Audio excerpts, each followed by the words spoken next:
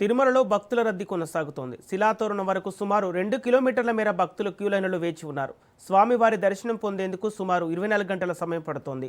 పెరుగుతున్న భక్తుల రద్దీ నేపథ్యంలో తిరుమలలో ఏర్పాట్లను మరింత పటిష్టం చేశారు. నిన్న ఒక్కరోజే 78,389 మంది భక్తులు శ్రీవారిని దర్శించుకున్నారు.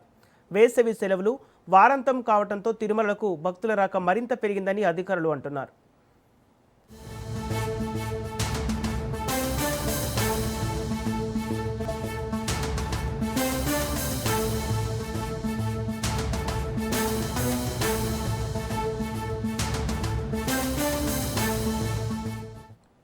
తిరుమలలో భక్తుల రద్దీ కొనసాగుతుంది. శిలాతోరణం వరకు సుమారు 2 కిలోమీటర్ల మేర భక్తులు క్యూలైన్లలో వేచి ఉన్నారు. స్వామివారిని దర్శనం పొందేందుకు సుమారు 24 గంటల సమయం పడుతోంది. పెరుగుతున్న భక్తుల రద్దీ నేపథ్యంలో తిరుమలలో ఏర్పాట్లను మరింత పటిష్టం చేశారు. నిన్న ఒక్కరోజే 78,389 మంది భక్తులు శ్రీవారిని దర్శించుకున్నారు. వేసవి సెలవులు వారాంతం కావడంతో తిరుమలకు భక్తులు భారీగా చేరుకుంటున్నారు.